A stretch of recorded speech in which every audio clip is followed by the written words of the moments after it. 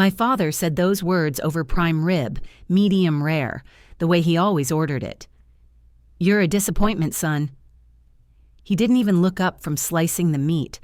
The knife scraped against the porcelain plate, a sharp metallic sound that cut deeper than any words could, like a verdict being carved into stone.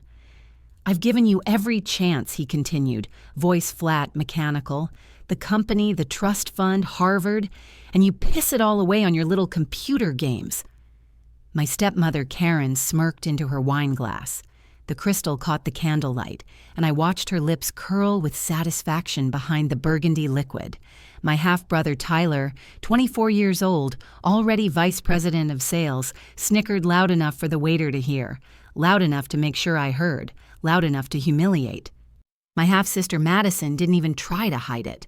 She held up her phone, recording everything, probably captioning it for her private story. "Loser brother gets what he deserves." I sat there in silence. 28 years old, living in a 400-square-foot studio apartment in San Francisco, eating instant ramen while coding until my eyes bled, building something they couldn't see, building something they'd never understand. That night, my father cut me off. Completely. No more monthly allowance, no inheritance, no family health insurance, nothing. He slid the amended will across the table like it was the dinner check. The paper made a soft whisper against the white tablecloth, the sound of my erasure from the family tree. "Sign it," he commanded. His eyes were cold, dead. "Acknowledge you're out, or I'll have security escort you from this restaurant and every property I own." I signed. My hand didn't shake, my breathing stayed even. I signed my name on that document, and I felt something inside me go perfectly, crystallinely calm. Everyone at that table clapped, like it was a birthday toast, like they'd just witnessed something to celebrate. Karen raised her glass. "To family who matter." Tyler laughed. Madison filmed. My father smiled for the first time that evening. They thought they were burying me. They thought they'd finally gotten rid of the embarrassment, the failure, the son who chose silicon chips over real estate empires. But here's the thing they didn't know. 3 days before that dinner, 72 hours before my father called me a disappointment in front of his trophy family, the app I'd been building in secret for 5 years hit 10 million downloads. 10 million downloads. The app he called a nerd fantasy that would never make a dime. The app he mocked every single time I tried to talk about it. And sitting in my email inbox, unopened, was a Series B funding term sheet valued at $450 million. Pre-money. They thought they were cutting me off. They were actually setting me free. If you're watching this right now and your family has ever counted you out, if someone ever told you that you'd never amount to anything, stay with me until the very end, because what happened at my father's retirement party? That's when I buried them all. Hit that subscribe button right now, because this story is about to get wild. Let me take you back so you understand exactly how deep the knife went. My name is Ethan Harrington, or at least it used to be. My father is Richard Harrington, Harrington Luxury Resorts. You've probably stayed in one of our properties, 42 hotels and resorts across 6 continents, $3 billion in annual revenue. His face has been on Forbes covers with headlines like "The Last True Titan" and "How Richard Harrington Built an Empire on Excellence." I grew up in the penthouse suite of the Harrington Miami Beach flagship property, 12,000 square feet overlooking the Atlantic, private elevator that required a key card and a fingerprint scan, bodyguards who called me Sir when I was 8 years old. My bedroom had a better view than most CEOs' corner offices. My father's philosophy was simple, brutal, and absolute. Blood works for blood. My grandfather, Giuseppe Harrington, née Giancarlo Arrighetti, built the first property with his own hands. Literally. He was a mason from Calabria who came to Miami with $17 and broken English. He laid every brick of the original Harrington South Beach Hotel himself. My father took that single property and multiplied it by 42. He did it with ruthless charm, political connections that went all the way to the Senate, and a willingness to crush anyone who stood in his way. I was supposed to be next in line, the crown prince, the heir to the empire. But I wasn't like him. I hated the glad handing at charity galas where people donated money they'd never miss to causes they'd never think about again. I hated the fake smiles my father would plaster on while schmoozing with politicians who were bought and paid for. I especially hated watching him scream at housekeepers in Spanish, a language he only spoke when he wanted to humiliate the staff because a towel was folded incorrectly or a pillow had a microscopic wrinkle. Then he'd turn around and tip a senator 6 figures to kill a union organizing bill. That was my father. Public excellence, private cruelty. At 15 years old, I discovered coding. I taught myself Python from YouTube videos, then JavaScript, then Swift. I'd stay up until 3 in the morning, the glow of my laptop screen the only light in my room, building things that existed only in lines of code and possibility. My first app was stupid, genuinely stupid. It told you which South Beach nightclubs had the shortest lines based on crowdsourced data. I called it Club Cut. It made $40,000 in ad revenue during my junior year of high school. I was so excited, so proud. I thought my father would finally see me as something other than a disappointment in training. I showed him the revenue report on my phone, hands shaking with anticipation. He looked at the screen for exactly 3 seconds. Then he started laughing, deep, genuine belly laughs that made his eyes water. 40,000? He wiped his eyes. Son, I spend that on cigars. Go make real money. The ember inside me flickered but didn't die. When I got into Stanford for computer science instead of Wharton for business, my father stopped speaking to me for 6 months. Not a word, not a text, nothing. He communicated through my mother. Tell Ethan his trust fund disbursement will be delayed until he comes to his senses. I went to Stanford anyway. I thrived there. I built apps for classmates. I learned about machine learning, user experience, growth hacking. I interned at a startup that got acquired for $70 million. I was building something real, something mine, something that didn't require screaming at housekeepers or bribing politicians. Then, senior year, I got offered a job at a Series A startup in San Francisco. Real equity, real responsibility, a chance to build something from almost nothing. I dropped out 3 months before graduation. My father sent one text message, "You're dead to me." 6 words, no punctuation, no signature, just a death certificate delivered via iPhone. I didn't respond. What could I say? That I was choosing potential over privilege? That I wanted to earn something instead of inherit it? That I was tired of watching him destroy people for the crime of being less powerful than him? I moved to San Francisco with 2 suitcases and a dream that everyone said was naive. My father told everyone I'd be back within a year, crawling and begging. He was wrong. But before I tell you about how wrong he was, you need to understand the moment that changed everything. The moment that turned disappointment into fuel. The moment I stopped being his son and started becoming his reckoning. You need to know about the day my mother died. Mom got her diagnosis on a Tuesday, stage 4 breast cancer, metastasized to her lymph nodes, her liver, her bones. The oncologist said months, not years, with the kind of practiced sympathy that told you he'd delivered this news 1,000 times before. I flew home that day, booked the first flight out of SFO, didn't even pack a bag. My father was in Aspen closing a deal for a boutique ski resort. He didn't come home for 3 days. When he finally arrived, he walked into the living room where Mom was resting, looked at her, pale, thin, terrified, and said, "Well, I hope you're happy.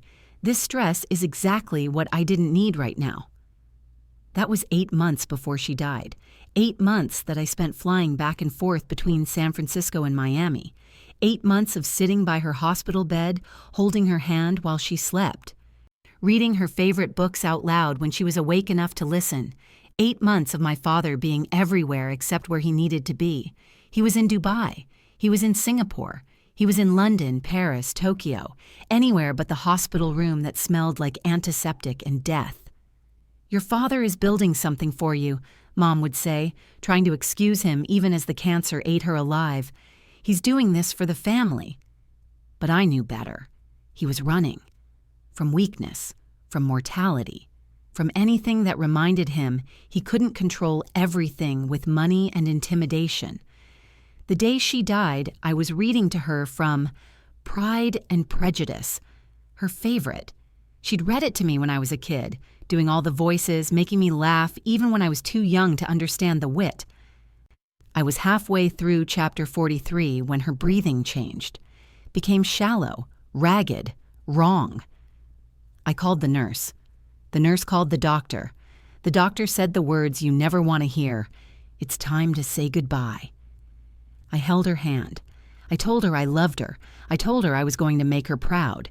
She squeezed my fingers once, weakly, and then she was gone. I called my father. He was in Aspen, again, closing another deal. "She's gone," I said. Silence. Then, "I'll be there in a few hours." He showed up 4 hours later, walked into the hospital room where Mom's body still lay, a white sheet pulled up to her chin. He stood there for maybe 30 seconds looking at her with an expression I couldn't read. Then he looked at me. "Well," he said, "at least now you have no excuses." Those words hung in the air like poison gas. At least now you have no excuses.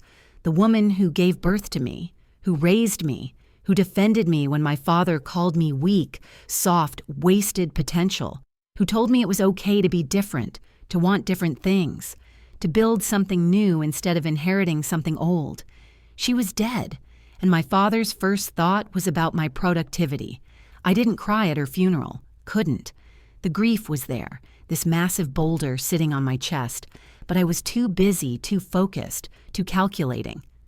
While my father delivered a eulogy about my beloved wife and the foundation of our family, words that rang hollow when everyone knew he'd spent her final months closing deals instead of holding her hand, I was on my phone, transferring money, every dollar I'd saved from my startup job, every dollar from my app revenue, every dollar from the small consulting projects I'd done on the side, $180,000. I moved it all into a new account, an account my father's name wasn't on, an account he couldn't touch, couldn't freeze, couldn't use as leverage. That funeral became year zero, the day I stopped being Richard Harrington's disappointing son and started being something else entirely. 6 months later, my father remarried. Karen Fletcher, former Miss Florida, 19 years younger than him, with bleached teeth and a laugh that sounded like broken glass. She'd been consulting on the interior design of the Harrington Palm Beach property. Apparently, she'd also been consulting on my father's loneliness. She brought 2 kids with her, Tyler and Madison. Tyler was 22, with a business degree from a state school he'd barely passed through and a confidence that far exceeded his competence. My father made him vice president of sales within a year, not because Tyler earned it, because Karen asked nicely in bed. Madison was 20 at the time, already Instagram famous for posting bikini photos at luxury hotels and captioning them with deep thoughts like, "Blessed Dieu" and "Gratitude is everything." Her entire personality was, "My dad owns hotels." They moved into the penthouse, into my home, into my mother's closet, my mother's bathroom, my mother's life. That first Christmas, my father posted a family photo on Instagram. Just the 4 of them, Karen in a red dress, Tyler and Madison flanking them like matching bookends. Caption, "Grateful for my real family."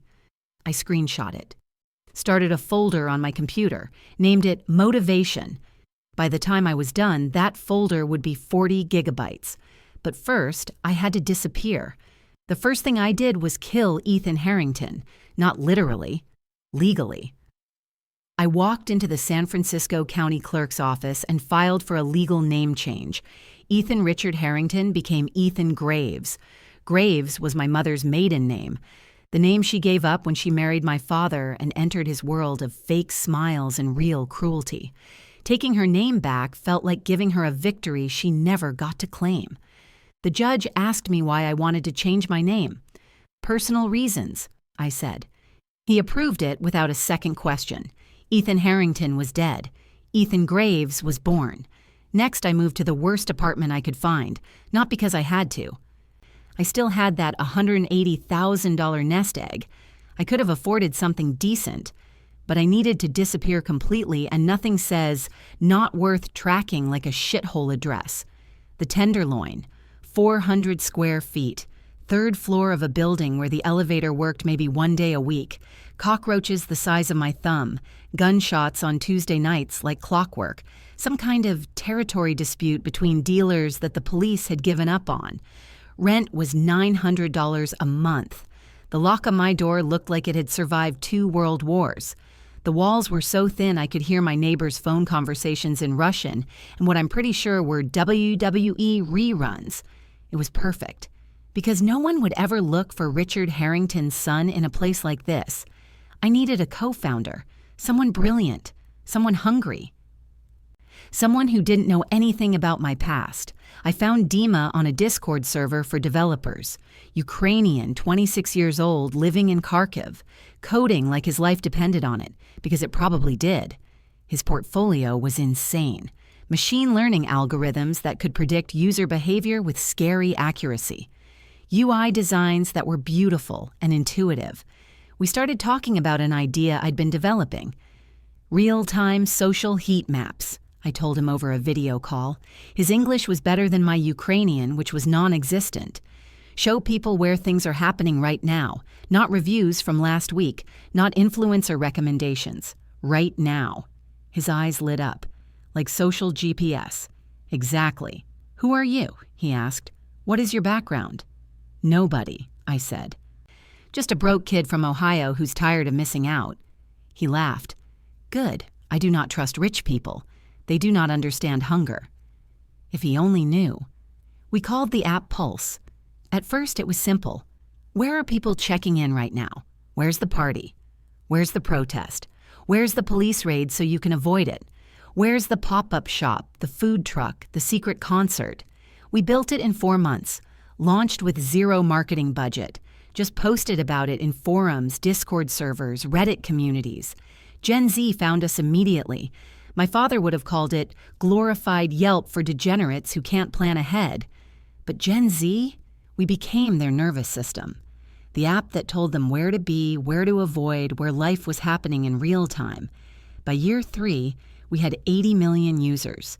Year 4, TikTok offered us $900 million. I said no. Dima thought I was insane. $900 million, he screamed over video chat.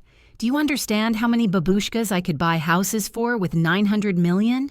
We're worth more, I said. Trust me. Year 5, we pivoted.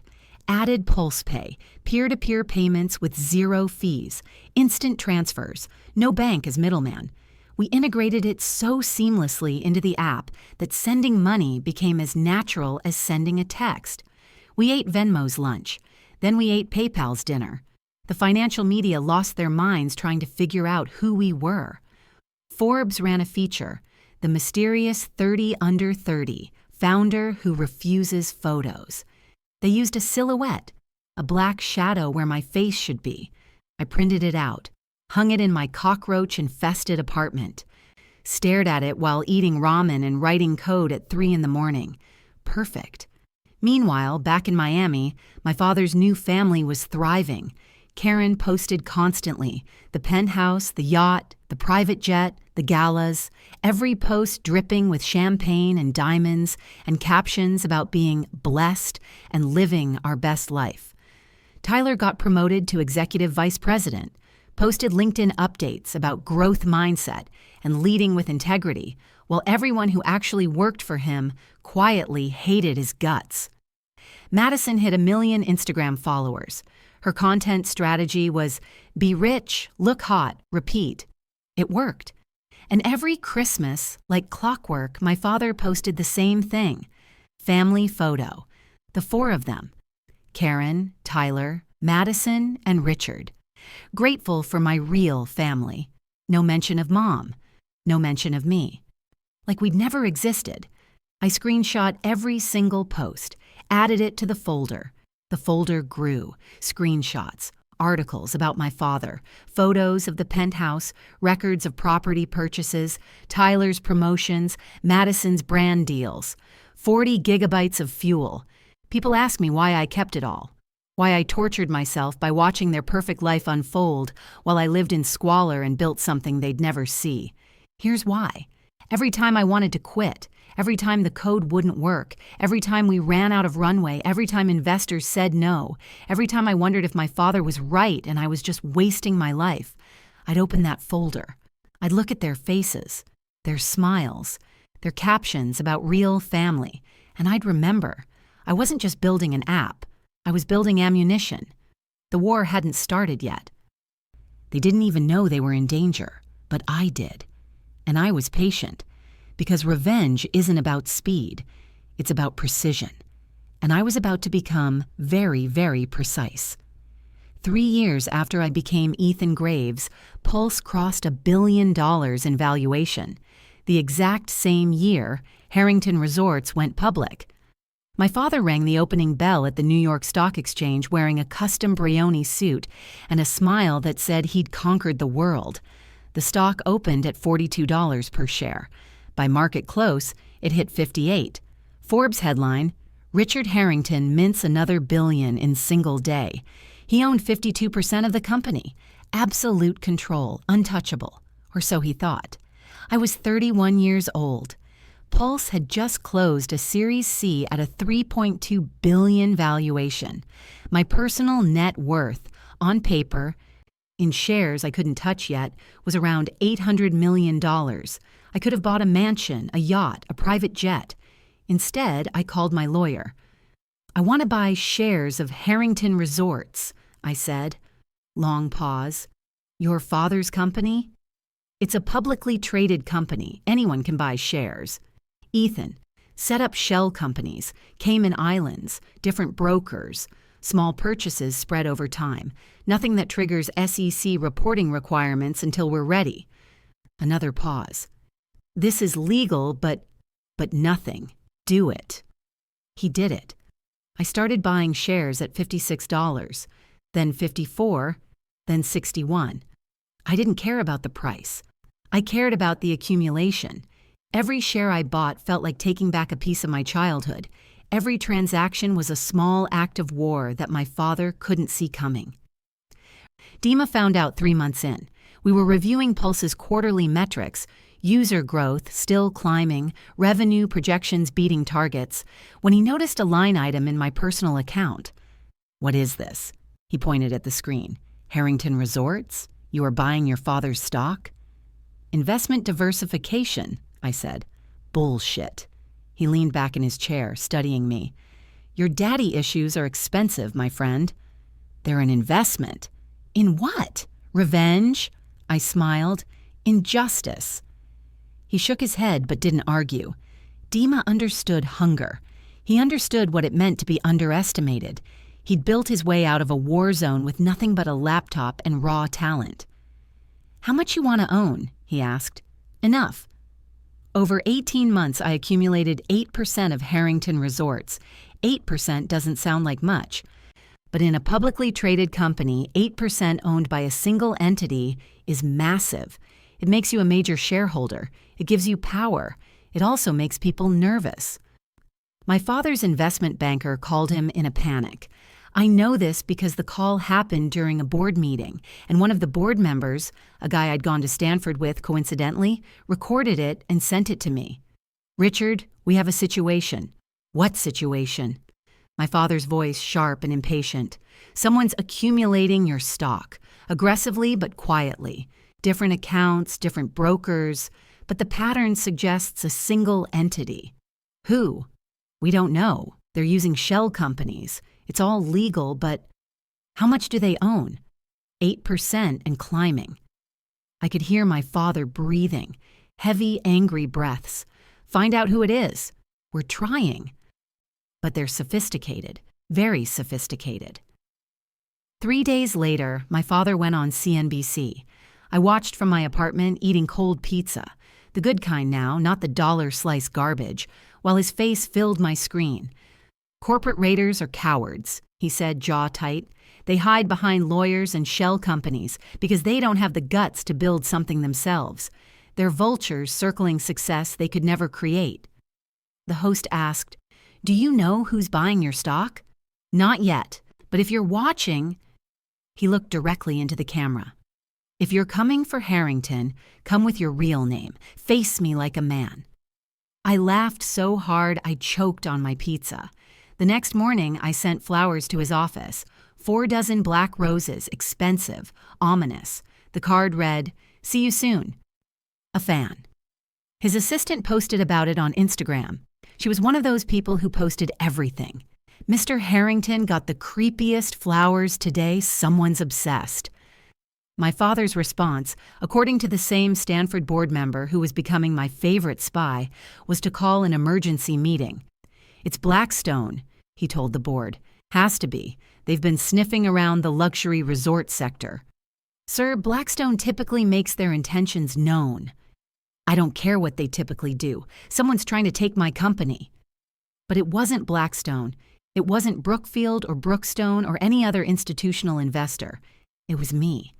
Sitting in my apartment in a hoodie that cost $12, eating pizza that cost $18, orchestrating a hostile accumulation of the company that was supposed to be my birthright.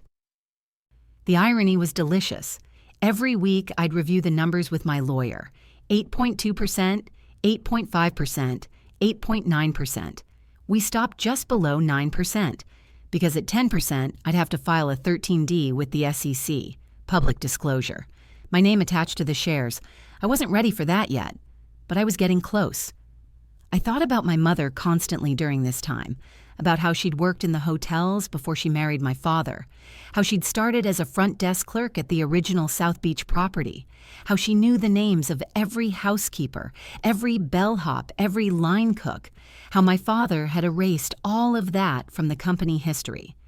The official story was that Richard Harrington married a beautiful local woman and built his empire. No mention that she'd worked there. No mention that she'd helped him understand guest service in ways his MBA never could. She'd been erased, just like me. But we were coming back. I opened my laptop and looked at my father's stock holdings. 52%. Still majority control. Still untouchable. For now. I sent Dima a message. "Increase the accumulation rate. I want 15% by year end." His response came immediately. "You are crazy person. I'm a patient person. There's a difference." "Your father will find out eventually." "I know," I typed back. "But by the time he does, it'll be too late." I closed my laptop and looked out my apartment window. The Tenderloin at night. Sirens in the distance. A homeless man yelling at shadows. This was my reality by choice. My father lived in a penthouse and thought he was invincible. But empires built on cruelty always have cracks, and I was about to become an earthquake. Karen's Instagram was a masterclass in tone-deaf excess. Every post was a performance, a carefully curated highlight reel of wealth and beauty and casual luxury that regular people could only dream about. Her captions were worse than the photos. Grateful, Uko posted from a private jet. Simple pleasures, tagged at a restaurant where appetizers cost $200. Family is everything. Standing in my mother's closet wearing my mother's jewelry. I followed her from a burner account, watched every story, read every comment, built a profile of her patterns, her desires, her weaknesses.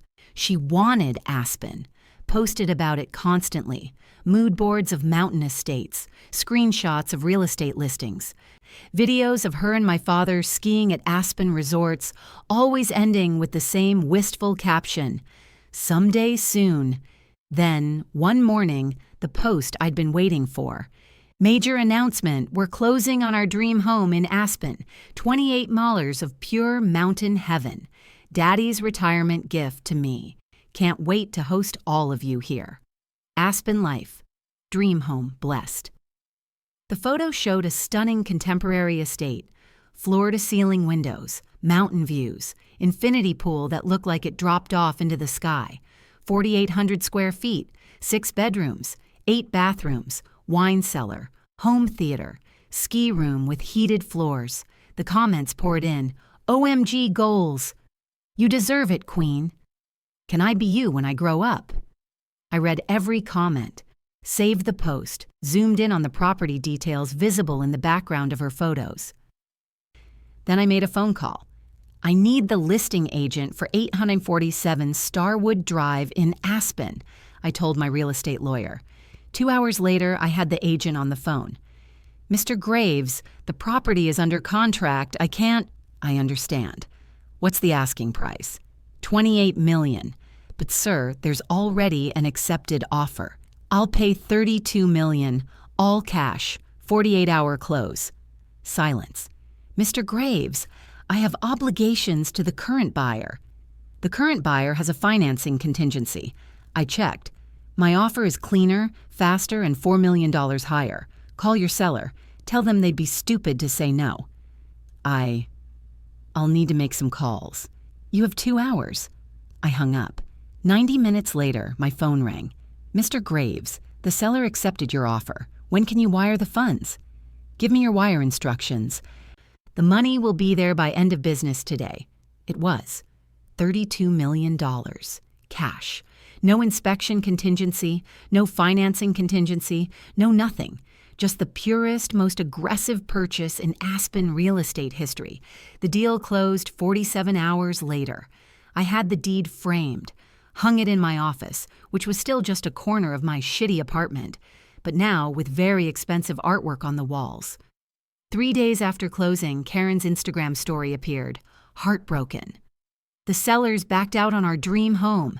Some jealous hater with more money sabotaged our happiness. People are so cruel. The comments this time were different. Who would do that? That's so evil. Money can't buy class, but apparently it can buy your house. I read them all, sipping coffee that cost more than my monthly rent used to. My father tried to find out who bought the property. I know because his lawyer called every contact in Aspen, trying to trace the purchase back to a name. All they found were shell companies, layers of legal entities, dead ends. I never visited the house. Didn't need to. I just liked knowing they couldn't have it. My mother always wanted a place in Aspen, talked about it constantly when I was growing up. She'd grown up in Colorado before her family moved to Florida. Mountains were in her blood. Someday, she'd say, looking at travel magazines, when we can afford it. My father would laugh. We can afford it now, but why buy when we can stay at the St. Regis for free? She never got her Aspen home, got 2 weeks in a timeshare instead. A cramped 2-bedroom unit with thin walls and a parking lot view. She posted photos from those trips. Smiling on ski slopes, hot chocolate with marshmallows. Happy. My father was never in those photos. Too busy working. After she died, he bought Karen a $12 million apartment in Manhattan, a $20 million yacht, a villa in Tuscany. But Karen wanted Aspen, and I made sure she'd never get it. The framed deeds stayed on my wall, right next to my mother's photo, the one from her last Colorado trip, smiling in her ski jacket, mountains behind her, happy. Got you Aspen, Mom, I'd say to the photo sometimes, late at night, when the building was quiet except for the sirens. I know how that sounds. Crazy, obsessive, unhealthy. But I didn't care. The purchase put me on my father's radar in a new way. He didn't know it was me, but he knew someone was targeting his family. His Instagram post that week, "Success breeds jealousy. Someone is targeting my family with cruel, calculated actions. To whoever you are, I built an empire with my bare hands. You're nothing but a coward with money you probably didn't earn.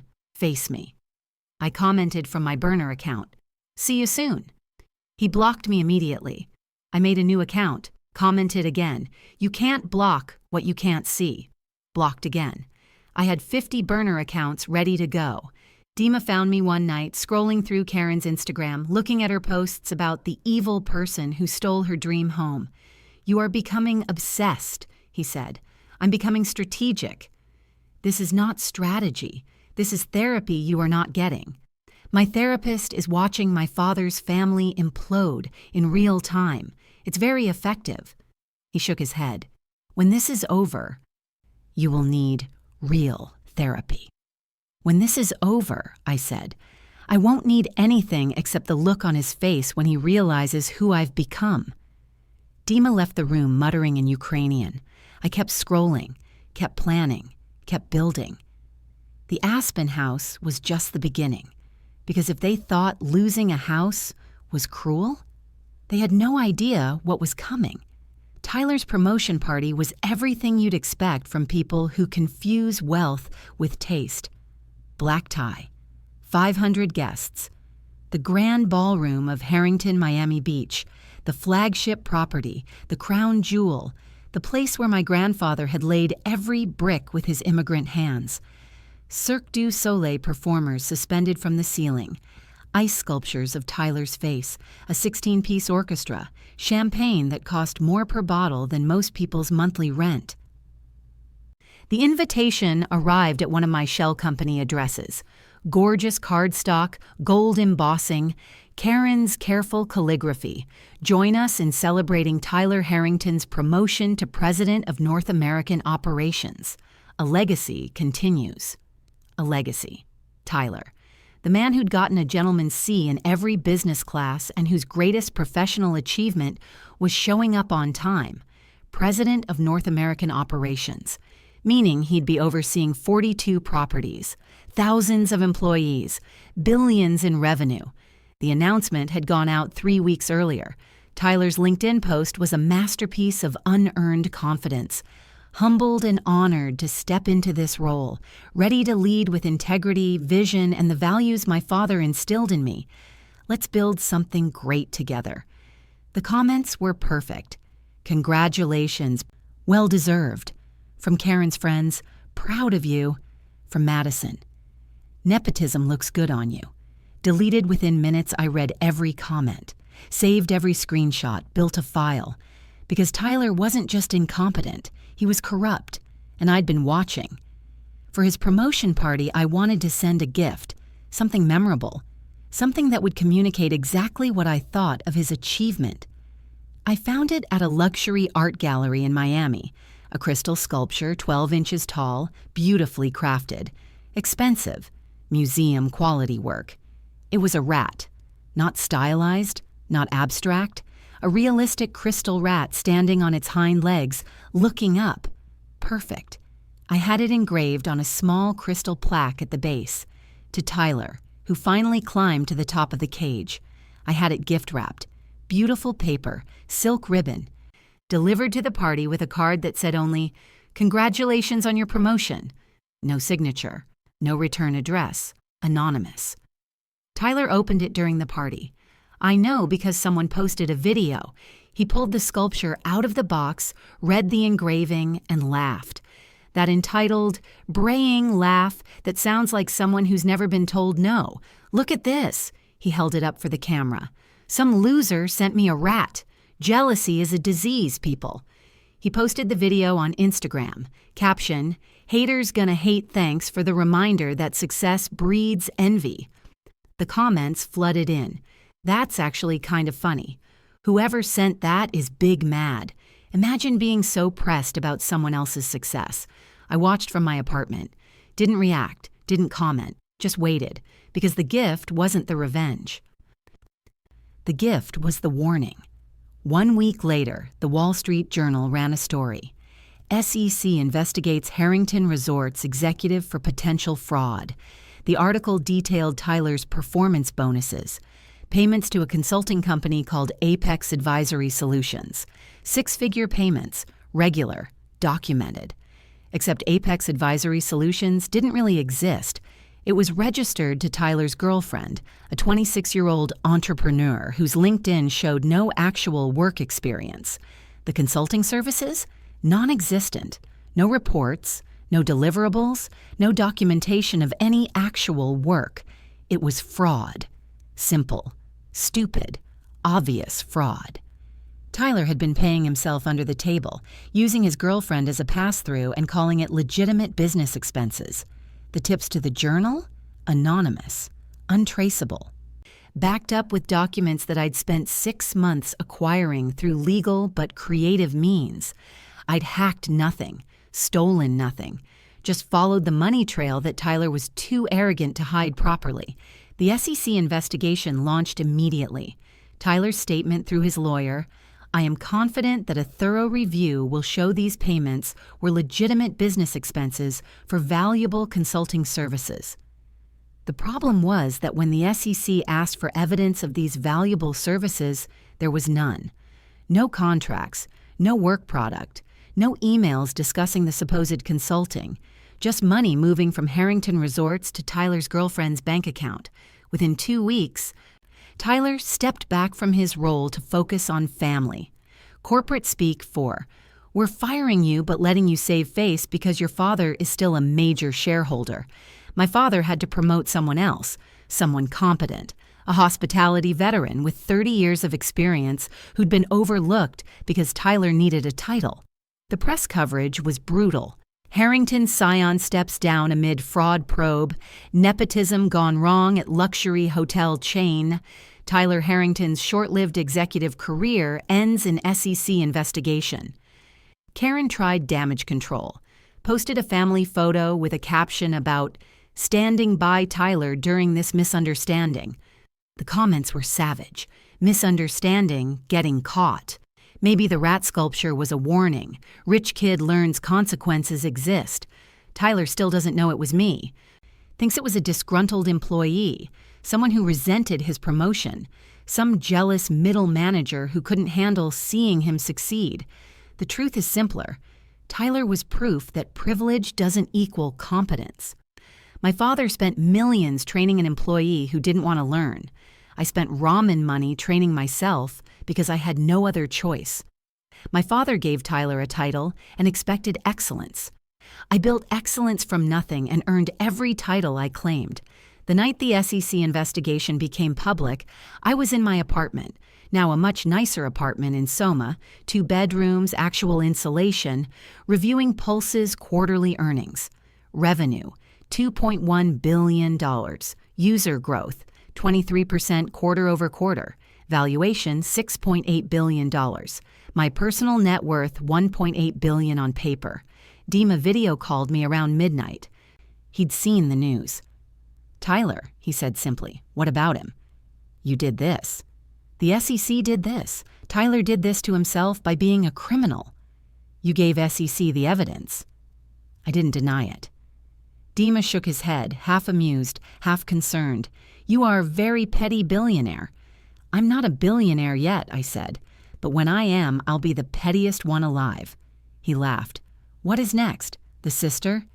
"Madison?" I smiled. "Oh, Madison's getting something special."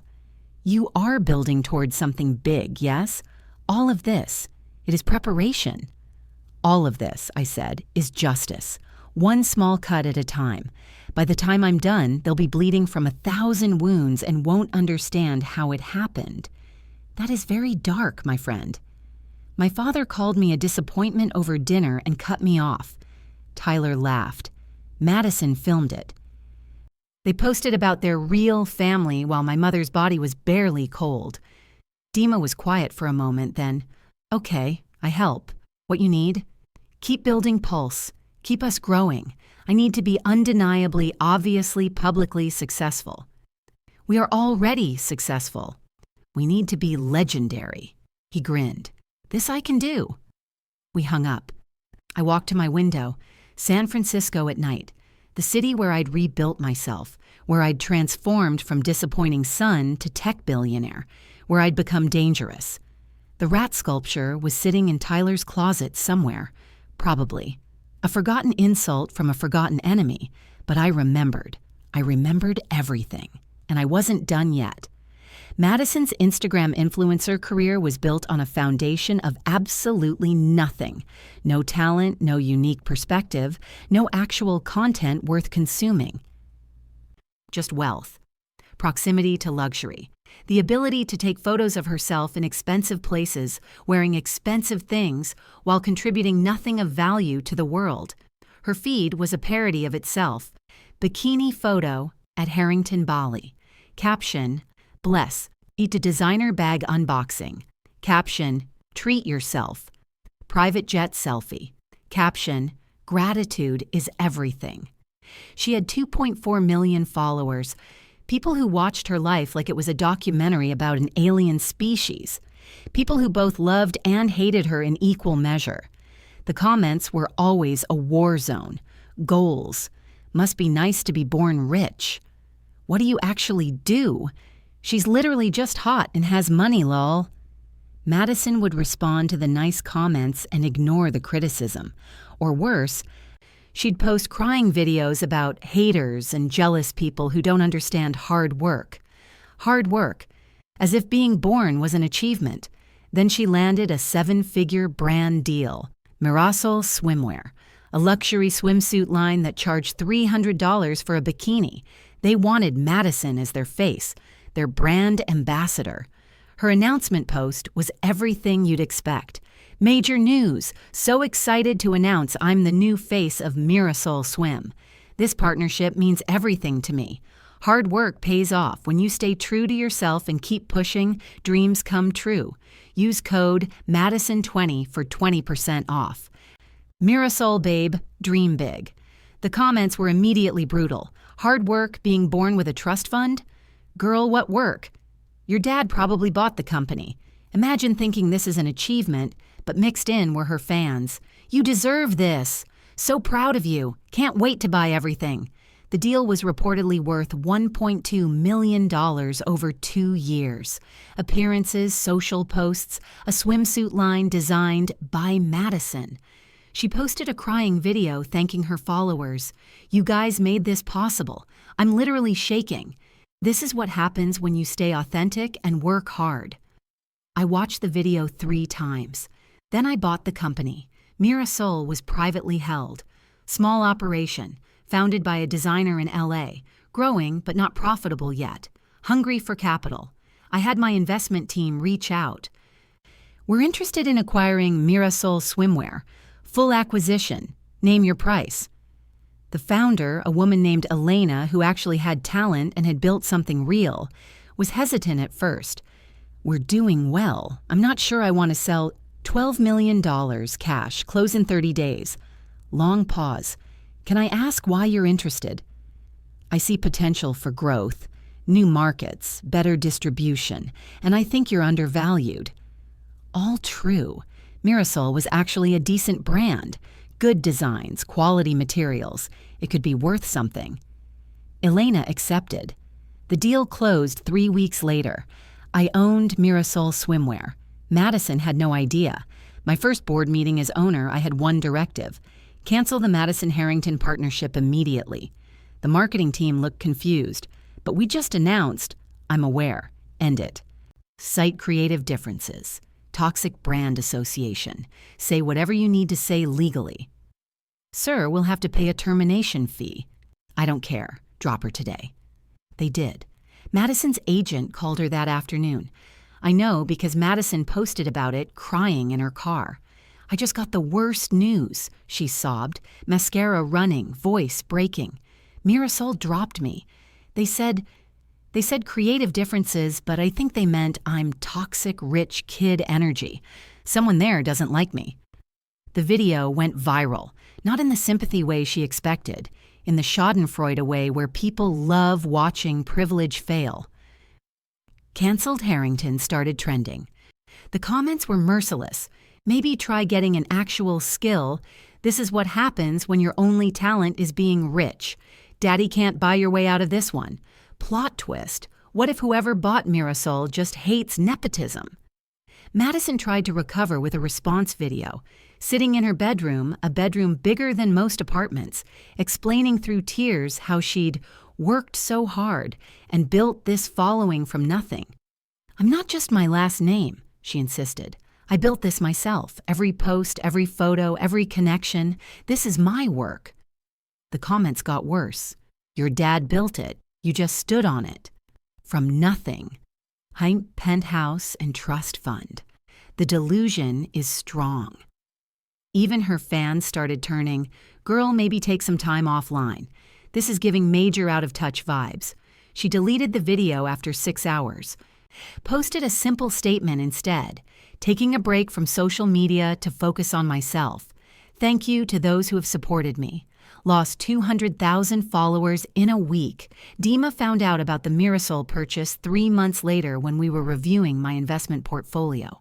Wait, he pointed at a line item. You bought Madison's swimsuit company?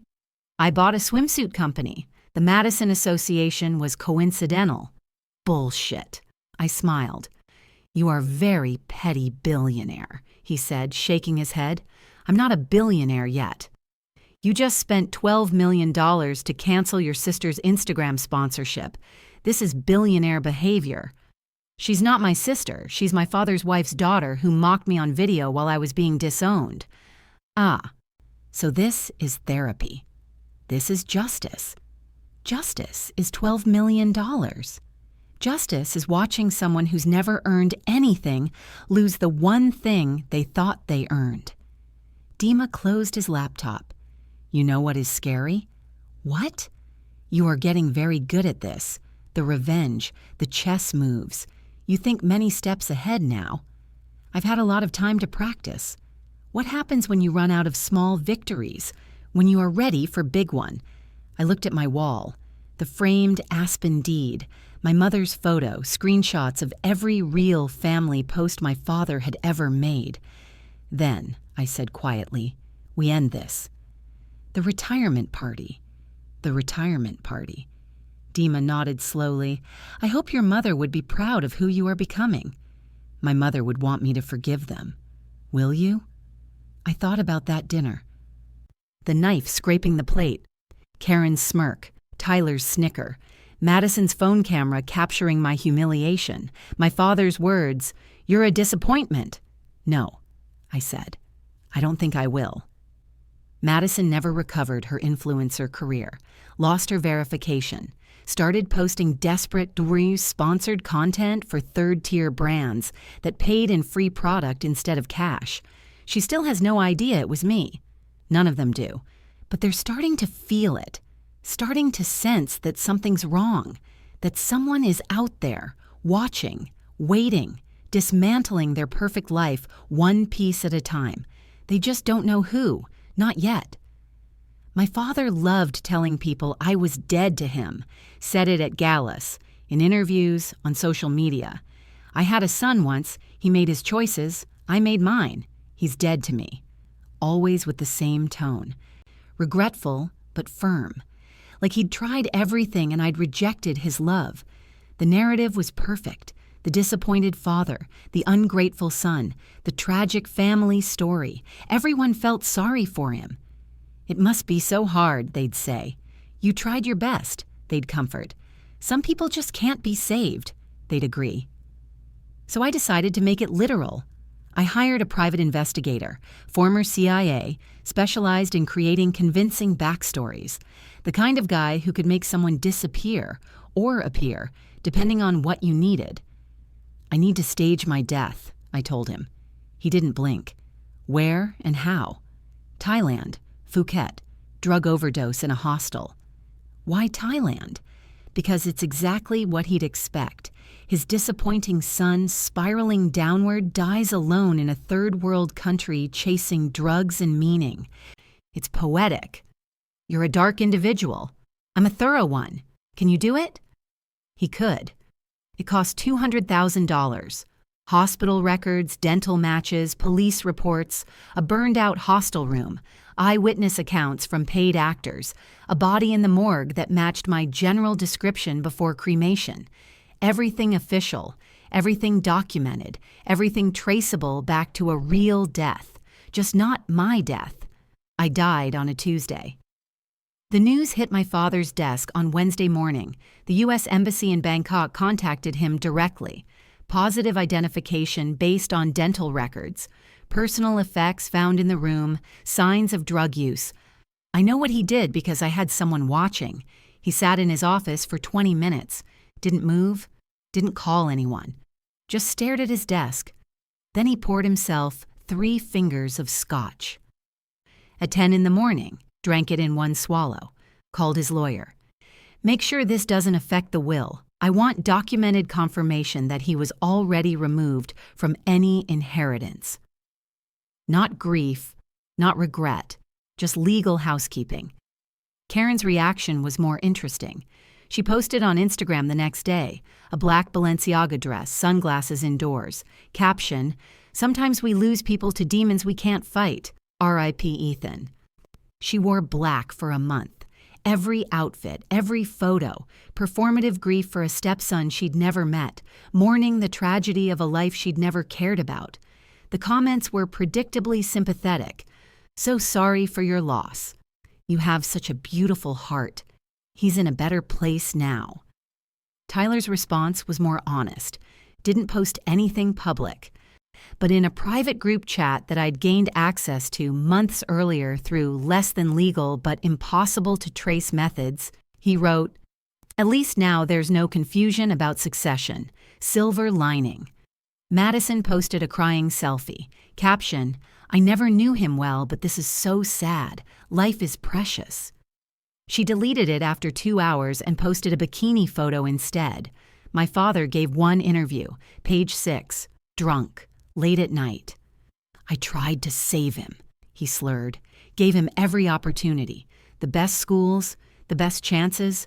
Some people just want to burn. He chose drugs over family. What was I supposed to do?" The interviewer asked if he had any regrets. "I regret having a son who wasted every gift he was given, but I won't apologize for cutting him off. Tough love is still love." I saved the article, printed it, hung it on my wall next to everything else. For 6 weeks, I was dead. The company ran itself. Dima handled everything operational. I worked from my apartment under my legal name, Ethan Graves, which was never connected to Ethan Harrington in public records. My father aged during those 6 weeks. I saw the photos. The stress lines deepened. He looked 10 years older because he thought it was over, thought the embarrassment was buried, thought his failure of a son had done him the favor of disappearing permanently. Then I came back, not in person, not yet, but online. I created a burner account, posted one message. "Reports of my death have been greatly exaggerated. See you all soon." E.g. tagged my father, tagged Karen, tagged Tyler and Madison, posted it at 3 a.m. their time, when they'd all be asleep. When they'd wake up to notifications and think they were hallucinating, the panic was immediate. Karen called the police, thought it was a hacker, someone impersonating me, a sick joke. Tyler hired private security, started looking over his shoulder everywhere he went. Madison went private on Instagram, stopped posting for 2 weeks. My father started sleeping with a gun. I know because the head of his security detail, a guy I'd been quietly cultivating for 18 months, sent me photos. My father, paranoid, checking door locks twice, jumping at shadows. "What if he's been watching us this whole time?" Tyler asked in the group chat. He had been, for years, because revenge isn't just about the big moment. It's about the slow build, the creeping dread, the realization that you're not safe, you've never been safe, and the person you underestimated is now the thing you fear most. I had surveillance on family properties, legal surveillance, security cameras I'd had installed through contractors I owned, audio monitoring through smart home systems they'd willingly installed. I knew everything. Tyler's cocaine habit, twice a week minimum, always in the same bathroom, always from the same dealer. Madison's credit card debt, $340,000 on cards my father didn't know about. Shopping addiction she was hiding with cash advances and minimum payments. Karen's affair with the tennis pro at Harrington Palm Beach. Tuesdays and Thursdays, 2 p.m., in a cabana they thought was private. My father's deteriorating mental health. The increasing paranoia. The middle-of-the-night calls to his lawyer asking about corporate espionage, hostile takeovers, competitors who were trying to destroy him. I wasn't just collecting evidence, I was collecting leverage. Because the end game wasn't just taking his company, it was taking his peace, his confidence, his certainty that he was untouchable. Dima confronted me about the resurrection post. "You faked your death just to scare them?" I faked my death to free myself completely. Ethan Harrington is legally dead.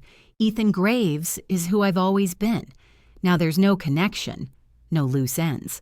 And the post was to remind them that I'm still out there, watching, waiting, coming. You have become the villain in your own story. No, I said. I've become the protagonist. They just can't see it yet. When will they see it? At the retirement party. Dima was quiet for a long time. Then, you have everything planned? All the way to the end? Every detail. What if it goes wrong? It won't. You cannot control everything. I don't need to control everything. I just need to control the moment. The resurrection post stayed up for 2 weeks. Then I deleted the account. Let them wonder, let them worry, let them feel what it's like to be hunted by someone they can't see. My father hired 3 different security firms to find me, trace the post, figure out where I was, if I was alive, if I was coming for them. They found nothing, because Ethan Graves was clean, legitimate. A tech entrepreneur with no connection to Harrington Resorts or Richard Harrington or any of it. As far as the world knew, I was just another Silicon Valley billionaire who preferred privacy. But my father felt it, felt me circling, felt the walls closing in. He just didn't know when I'd strike, or how, or that by the time he figured it out, it would already be too late. 18 months before my father's retirement party, I owned 32% of Harrington Resorts. 6 months later, 41%. 3 months after that, 48%, then 51%, then 54%, majority control.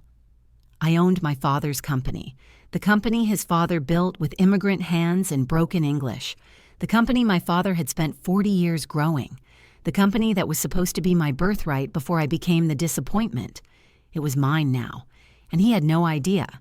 The purchases were surgical, spread across dozens of shell companies, different brokers, different jurisdictions, small enough to avoid triggering immediate SEC scrutiny, large enough to accumulate real power.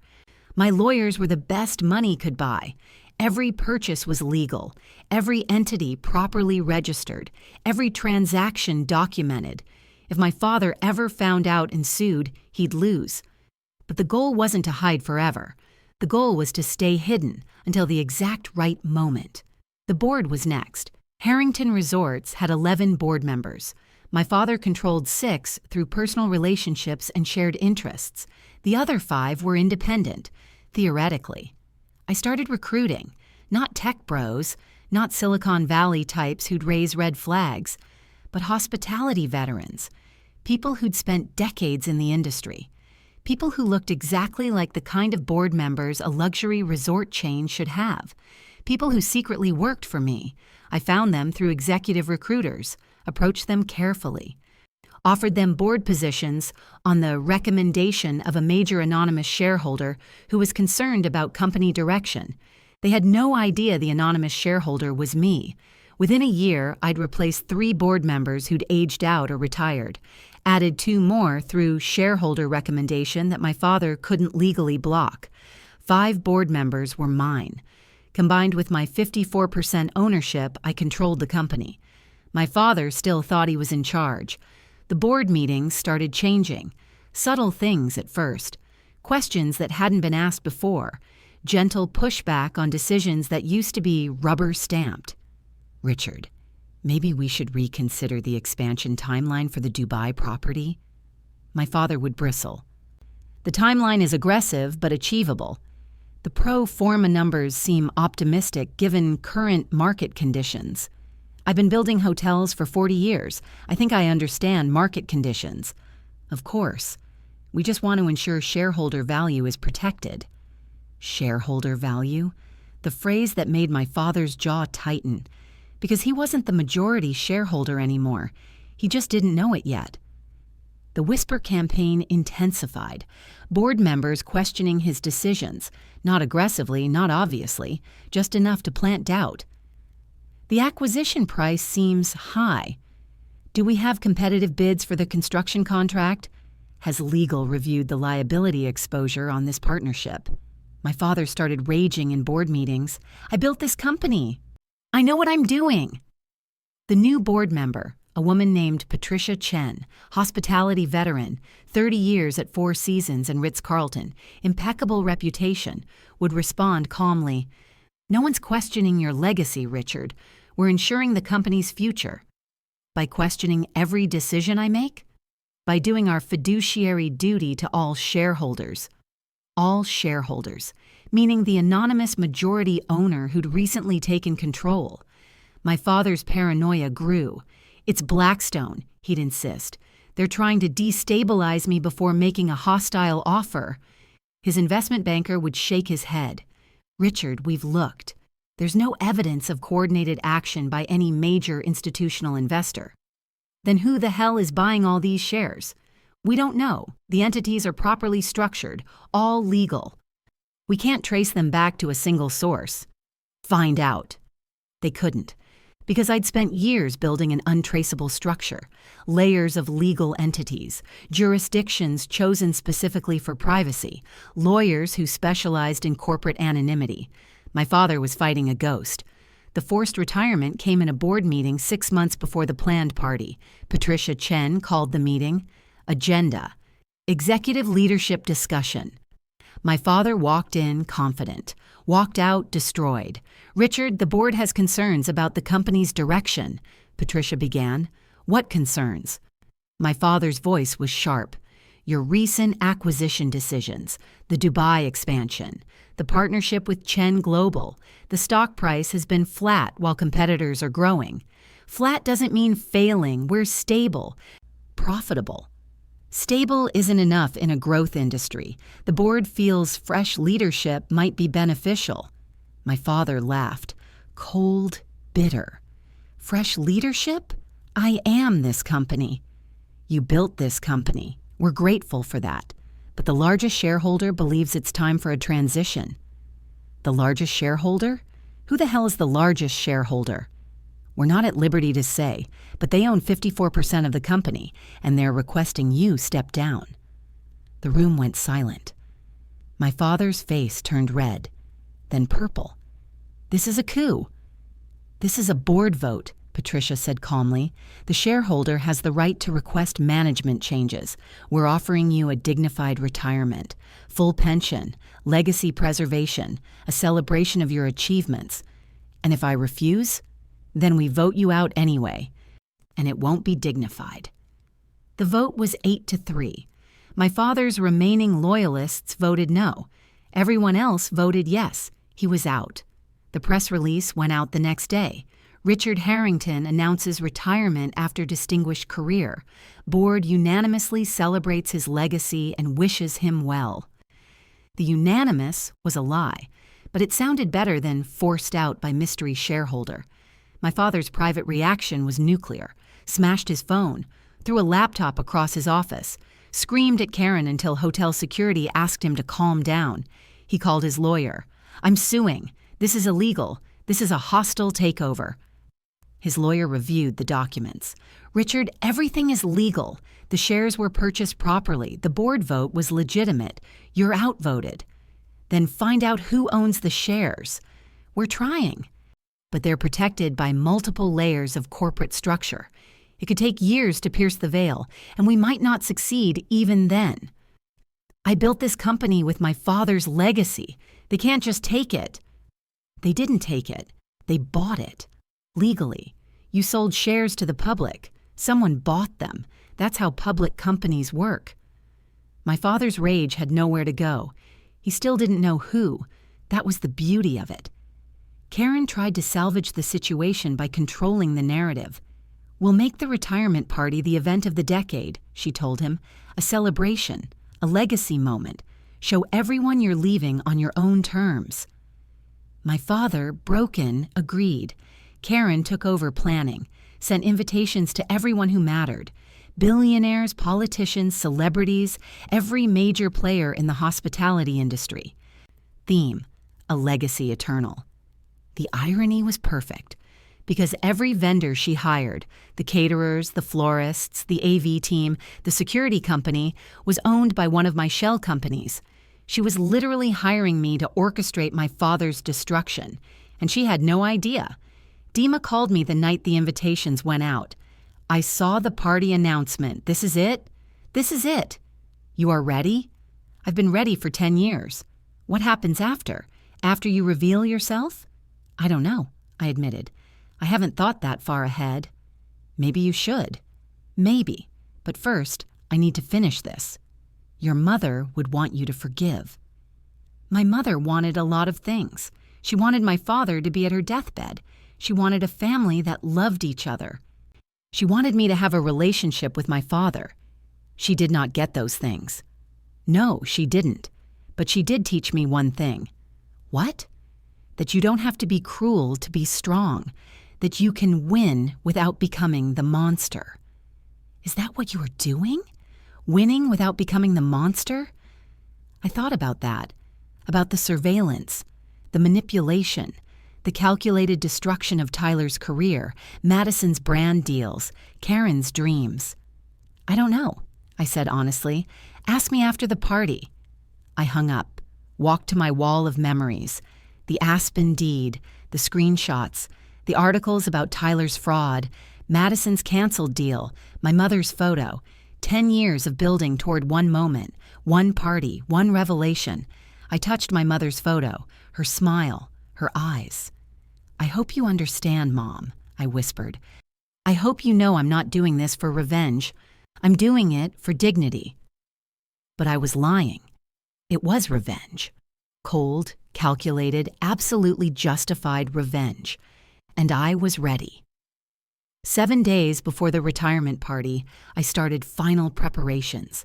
Everything had to be perfect. Every detail, every timing, every element coordinated. This wasn't just revenge, it was theater. And theater requires rehearsal.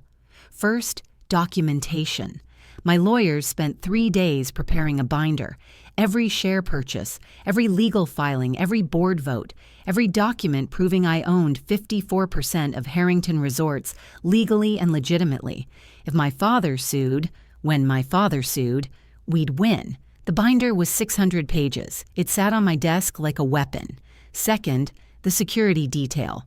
I scheduled a meeting with Marcus Torres, head of security for Harrington, Miami Beach.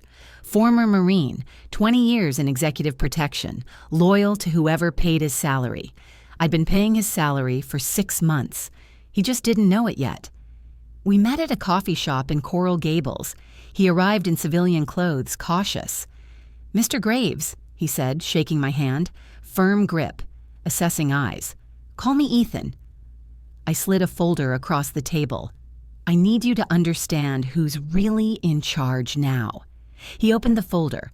Inside, share ownership documents, corporate structure charts, board meeting minutes. His eyes widened as he read. "You're Richard Harrington's son." I was. Now I'm the majority owner of his company, which means I'm your actual employer. Jesus. He closed the folder. Does he know? He will, in 7 days, at the retirement party. Marcus leaned back. Processing. What do you need from me? I need you to understand that when I walk into that party, I'm not a guest. I'm the owner. If my father tries to have me removed, you'll politely decline. He's going to lose his mind. Probably. I need you to make sure he doesn't lose it violently. You think he'll get physical? I think he's unpredictable when cornered, and I'm about to corner him in front of 1,200 people. Marcus studied me. Can I ask you something? Go ahead. Your father. I've worked for him for 8 years.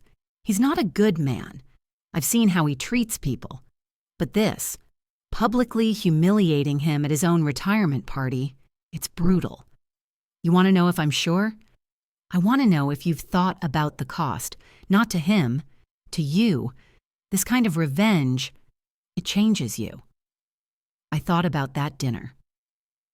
The knife scraping the plate. My father's words, "You're a disappointment, son." My mother dying alone. His first words, "At least now you have no excuses." He changed me a long time ago, I said. I'm just returning the favor. Marcus nodded. Fair enough. You'll have no problems from security. We shook hands. He left.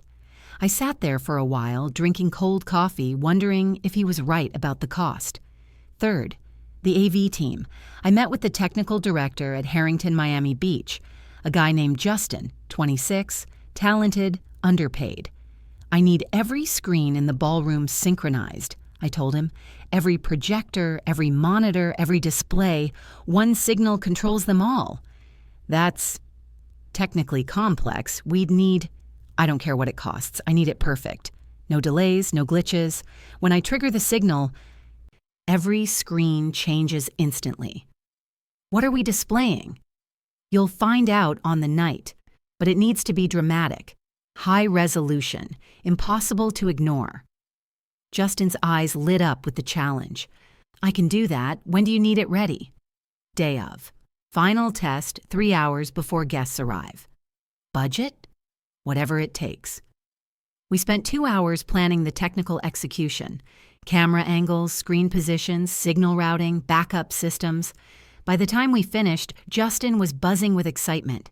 This is going to be epic, he said. It's going to be unforgettable. Fourth, the suit. Tom Ford, Miami flagship store, private appointment. The stylist brought out 3 options. I chose the midnight blue, custom tailored, hand-stitched. Details so fine you had to look close to appreciate them.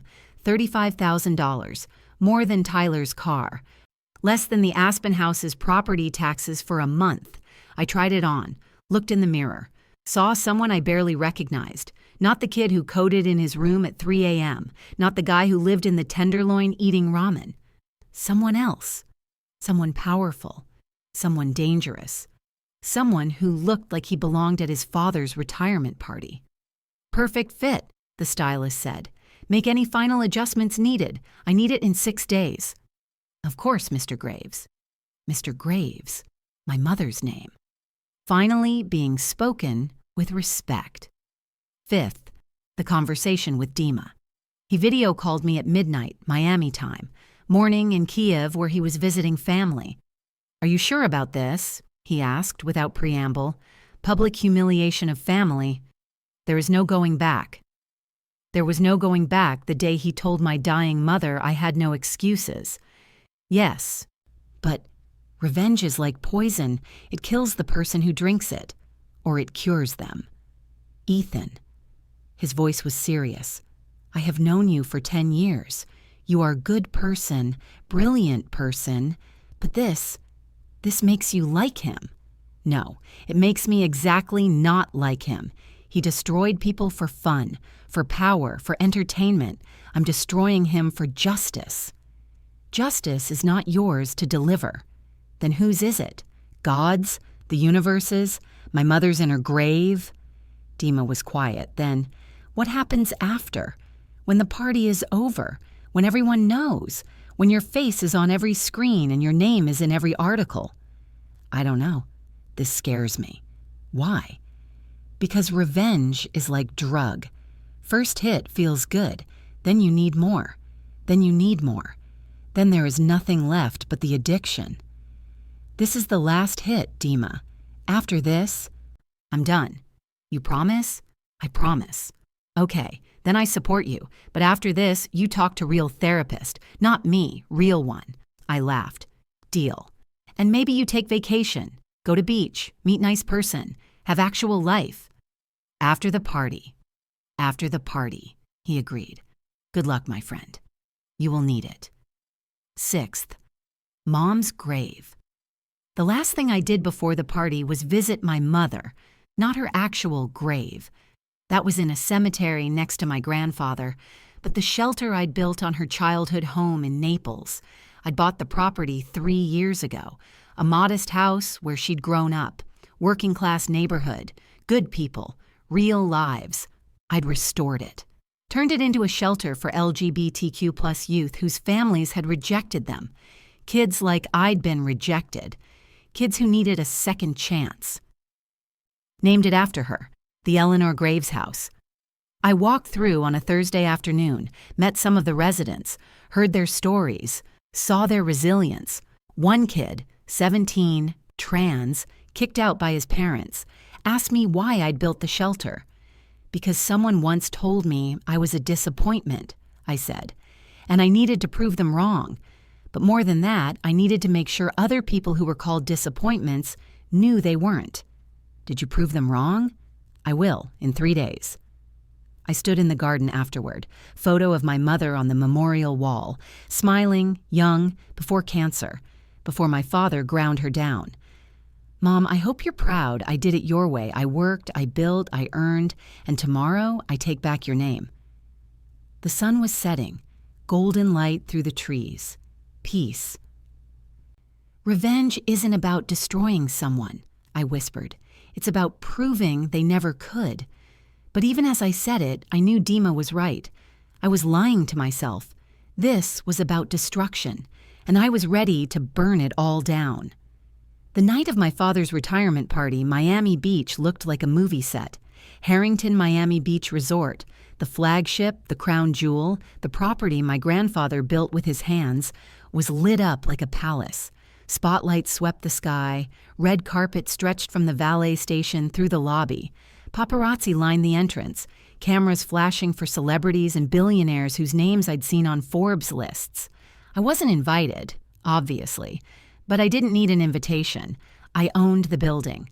I arrived at 9 p.m., late, fashionably late, dramatically late. The Tom Ford tux fit perfectly, midnight blue, hand-stitched, $35,000 worth of fabric and craftsmanship. I'd grown a beard over the past 6 months, filled out from years of actually eating real food instead of ramen, changed my posture from the hunched coder to someone who carried confidence like a weapon. I looked nothing like the kid who'd been cut off at dinner 10 years ago. I looked like someone who belonged. My driver, Marcus's recommendation, completely loyal, pulled up to the valet. I stepped out. Flash of cameras. Confused looks. "Who is that?" I heard someone whisper. "Is he on the list?" Must be somebody if he's arriving like that. I walked through the entrance. The lobby had been transformed. White orchids everywhere. My mother's favorite flower, though Karen probably didn't know that. Ice sculptures of Harrington properties around the world. My father's face on every screen, every display, every surface that could hold an image. A legacy eternal in gold script on banners hanging from the ceiling. The theme was perfect, because legacies can be eternal, or they can be destroyed in a single night. Security at the ballroom entrance saw me. Young guy, mid-20s, earpiece in. He looked at his tablet, looked at me, looked confused. Then Marcus appeared behind him, nodded once. The young guard stepped aside. "Welcome to the party, Mr. Graves." I walked in. The ballroom was excessive even by my father's standards. Crystal chandeliers the size of cars, tables draped in silk, centerpieces that probably cost more than most people's wedding budgets, 1,200 guests in tuxedos and gowns, drinking champagne that cost $1,000 per bottle. The stage at the front was a monument to ego, 20-foot screens showing a highlight reel of my father's career, photos of ribbon cuttings, award ceremonies, handshakes with presidents, a timeline of his empire's growth projected on the walls. No mention of my mother, no photos of her, like she'd never existed. Karen stood near the stage in a dress that had to cost $200,000, diamonds at her throat, hair perfect, makeup flawless. She was holding court with a group of socialites, gesturing dramatically. "This is Richard's night," I heard her say. "Richard's legacy, Richard's immortality." Tyler was at the bar, already drunk, telling some story to a group of yes-men who laughed at every word. He'd gained weight, lost hair, looked older than his 28 years. Madison was filming everything on her phone. Exclusive content for the 12 followers who still cared about her posts. I walked through the crowd slowly, deliberately. People looked at me with curiosity but not recognition. I was just another wealthy guest, another face in the crowd of excess. I reached the head table just as my father stepped onto the stage. He looked old. 10 years had aged him 20. The stress of the forced retirement, the paranoia of the anonymous shareholder, the lingering fear from my resurrection post. But he smiled, that practiced photogenic smile he'd used on Forbes covers, the smile that said he'd conquered the world. "Thank you all for being here," he began. His voice carried through the ballroom. confident, commanding. Tonight is a celebration of 40 years of excellence. I stood in the shadows near the head table, waiting. Karen saw me first, frowned, whispered something to the person next to her. Marcus caught my eye from across the room, nodded, ready. Justin, the AV guy, was in the control booth. I could see him through the window, hands on the equipment, waiting for my signal. My father continued his speech, the usual narrative: humble beginnings, hard work, vision, building an empire, overcoming obstacles. "And though I've faced many challenges," he said, his voice taking on that regretful tone, "no regret stings deeper than my greatest failure." He paused for effect. "My son Ethan." The room went quiet, sympathetic, ready for the tragic story. Who threw away every gift he was given, who chose drugs and failure over family, who... I pulled out my phone, sent a single text to Justin. Now. And the world changed. Every screen in the ballroom, all 20 of them, massive 20-foot projections, changed simultaneously.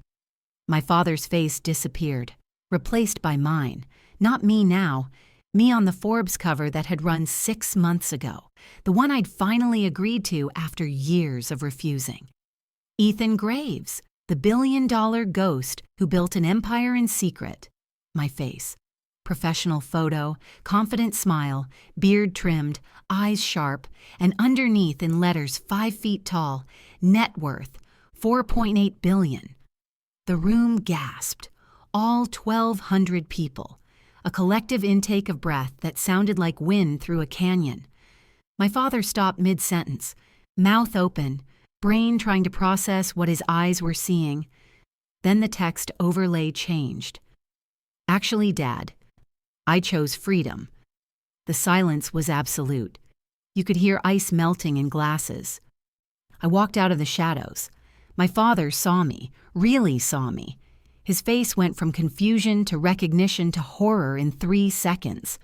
"Hello, Dad." I stepped onto the stage, walked right up to him, took the microphone from his frozen hand. He didn't resist, couldn't. His brain had short-circuited. I turned to face the crowd. 1,200 faces staring at me. Phones coming out, Instagram live notifications lighting up. This moment being captured and broadcast in real time to millions. Perfect. "Hi, everyone." My voice carried through the sound system, clear, calm, controlled. "For those who don't know me, I'm Ethan Harrington, though some of you might know me better as Ethan Graves, the disappointment, the drug addict, the dead son, the cautionary tale." Gasps, whispers. The sound of 1,000 people trying to process impossible information. My father found his voice. "This is a joke. Security." I smiled, looked at Marcus, who was standing near the stage. "Security works for me now, Dad." Marcus nodded, didn't move to remove me, moved to protect me instead. My father's face went from red to purple. "What the hell is—" "Let me explain," I said, cutting him off. Voice still calm, still controlled. "Since you seem confused," Karen screamed, actually screamed, a high-pitched wail that cut through the murmuring crowd. Tyler tried to stand up. His legs wouldn't work. He gripped the table, knuckles white, staring at me like I was a ghost made flesh. Madison was live crying on Instagram, mascara running, phone shaking. This was the best content she'd ever posted, and she didn't even know it yet. I looked out at the crowd, at the billionaires and politicians and celebrities who'd come to celebrate my father's legacy. 10 years ago, I began. My father called me a disappointment over dinner, cut me off completely, told me I'd never amount to anything, that I was wasting my life on computer games that would never make a dime. Pause. Let it sink in. He was wrong. I gestured to the screens behind me. They changed again. Pulse logo, user statistics, revenue numbers, valuation history.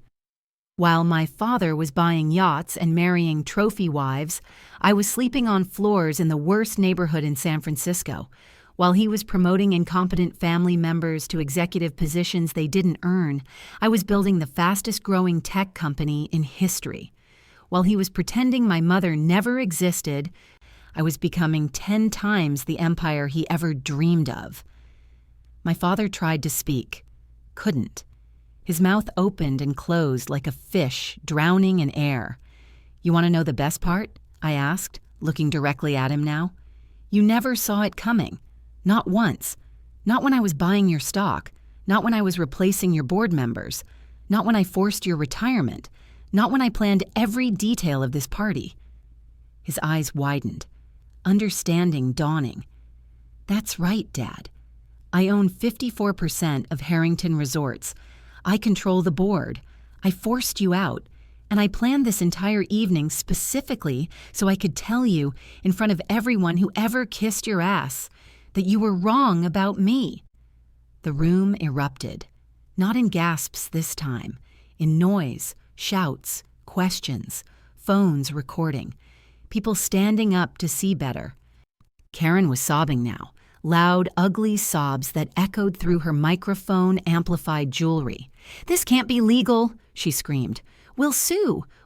Go ahead," I said, my voice cutting through her hysteria. "Sue me. I have 30 lawyers who've spent the last 5 years making sure every single share purchase, every corporate filing, every board vote was completely legal. They hate you, by the way. I pay them enough to." Tyler finally found his voice. "You're dead. We thought you were dead. We mourned you." I turned to him, smiled. "Did you, though? Because I seem to remember your group chat message. At least now there's no confusion about succession." Did I quote that right? His face went white. "How did I know about the group chat?" "You're wondering how I know," I said, reading his expression. "I know everything, Tyler. To your cocaine habit, your fake consulting scheme that got you investigated by the SEC, Madison's credit card debt, Karen's affair with the tennis pro. I've been watching all of you for years." Madison dropped her phone. It clattered on the table. She looked like she might vomit. I turned back to my father, stepped closer, close enough that only he could hear my next words. "You taught me that blood works for blood, Dad. That family builds empire together. You just never thought my blood would work harder than yours." His eyes were wet, not with tears of remorse, with rage, with humiliation. "Good." I stepped back, raised my voice for the crowd again. "Tonight isn't Richard Harrington's retirement party. Tonight is the launch of something better, something earned instead of inherited, something built on actual merit instead of cruelty and nepotism." The screens changed one final time. New company name, Harrington Graves Global, and underneath, in bold letters, "Where Legacy Meets Innovation." I looked at my father, at his destroyed face, at everything he'd built crumbling in front of 1,200 witnesses. "You never saw me, Dad. Not when I was 15 and showing you my first app. Not when I got into Stanford. Not when Mom was dying and you were in Aspen. You never saw me." I paused, let the words hang in the air. "But you see me now." The room exploded in noise, some people applauding, some people shocked into silence, some people already calling their lawyers, their publicists, their friends. This was going to be the biggest story in business news for months, and I was ready. The screens behind me changed one final time. Organizational chart. Clean. Professional. Devastating. Harrington Graves. Global CEO, Ethan Graves. Formerly Harrington. Chairman, Ethan Graves. Board of Directors, Patricia Chen, Marcus Reynolds, David Kim, Sarah Martinez, all my people, all carefully recruited, all loyal to the actual owner. My father's name appeared nowhere on the chart, not in leadership, not on the board, not even in advisory or emeritus, or any of the empty title positions companies give to founders they've pushed out. Just gone, erased, like he'd erased me. My father's face went through a journey, shock to understanding, to rage, to something primal and broken. He lunged at me. Actually lunged, 58 years old in a tuxedo, in front of 1,200 people, lunging at his son like a wounded animal. Marcus and 2 other security guards caught him mid-leap, held him back gently but firmly. "Get your hands off me," my father's voice cracked. "I'm Richard Harrington. I built this company. This is my property." I looked at him calmly, waited for his screaming to die down. "Not anymore," I said quietly, just loud enough for the microphone to catch it. "You're not Richard Harrington, titan of industry. You're not the owner of anything here. You're just a guy who bullied his son one too many times. And now you're the punchline." Karen pushed through the crowd, makeup destroyed by tears, dress askew. "You can't do this," she was screaming, hysterical. "We'll sue. This is illegal. This is corporate theft. You'll what?" I interrupted. "Sue me with what money? Your lifestyle is funded by Dad's dividends that I now control. Good luck affording lawyers on whatever he's got left in his personal accounts after years of spending like money was infinite." She stopped, processing. "That's right, Karen. The yacht? Gone. The apartment in Manhattan? I already sold it. The villa in Tuscany? Sold. The Aspen house you wanted? I own that too, have for years. Just never mentioned it." Her scream was primal, raw. The sound of someone realizing they'd lost everything and never saw it coming. Tyler stood up, finally, his legs working now, fueled by alcohol and rage and confusion.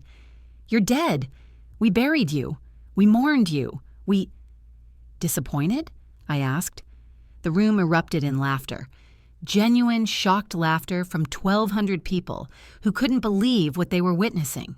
My father's legacy, built over 40 years, celebrated in Forbes profiles and Wall Street Journal features, was being destroyed in real time by his own son at his own retirement party. The irony was too perfect. I looked at my father, really looked at him, saw him clearly for the first time in years. He looked small, broken, old, not the titan, not the legend, just a man who'd mistaken cruelty for strength and power for love. I leaned in close enough that only he could hear. "You taught me blood works for blood, Dad. That family builds empire together. You just never realized that when you cut me out, you freed me to build an empire that would swallow yours whole. Thanks for the lesson." I pulled back, spoke to the crowd one final time. "Drinks are on me tonight. Literally, open bar, premium everything, new ownership, perks." Pause for effect. "And to everyone who ever told Richard Harrington how great he was while he treated his employees like garbage and his family like assets to be managed, you're all fired. Security has a list. You'll be escorted out after the party. Severance packages are waiting in HR." The applause was deafening. Half the room was cheering. The other half was calculating whether they were on the list.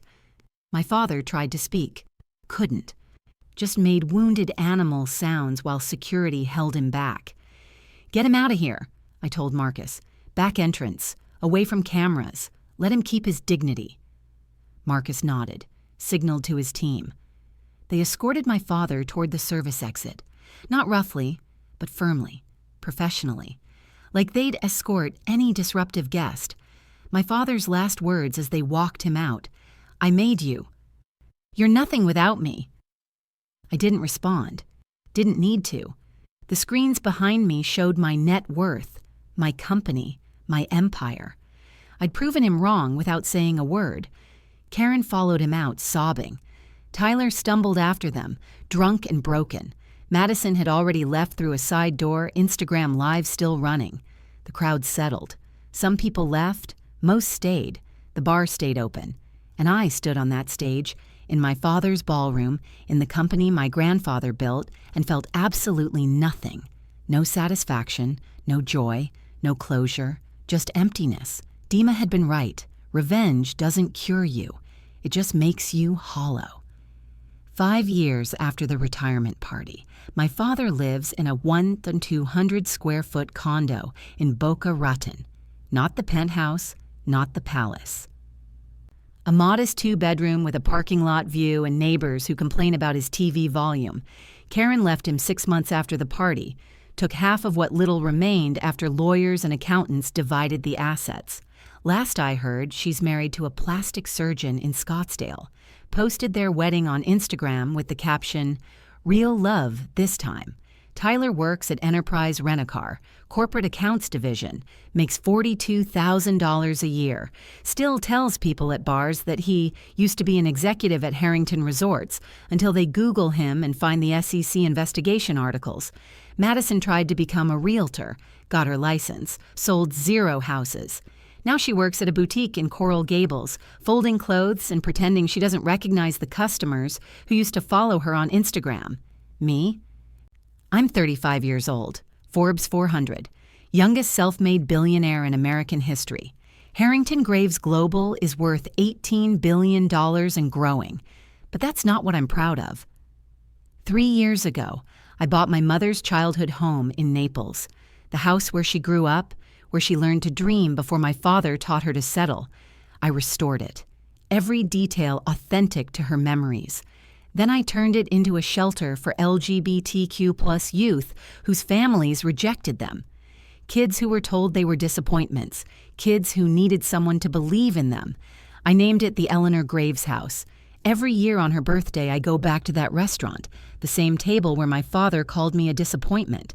I sit alone, order prime rib, medium rare, and I smile. Not because I destroyed him, but because I proved him wrong. Here's what I learned. Sometimes family isn't who births you. It's who you become in spite of them. It's the people you choose, the empire you build, the name you take back. If someone ever told you you're nothing, if they cut you off, counted you out, called you a failure, listen to me. Build your empire in silence. Work while they sleep. Code while they party. Save while they spend. Learn while they coast. And then, when you're ready, when you've built something undeniable, something they can't ignore or diminish or steal, walk into their retirement party and buy the whole damn room. Not for revenge, for proof. Proof that they were wrong. Proof that you were always enough. Proof that the only person who gets to define your worth is you. If this story hit you, if you felt it in your chest, smash that like button right now. Comment below with the moment your family underestimated you. I read every single one. And subscribe. Because the best revenge isn't loud. It isn't messy. It's the kind they never see coming until it's too late. Which city are you watching from? Let me know in the comments. I'm Ethan Graves, and I'm just getting started.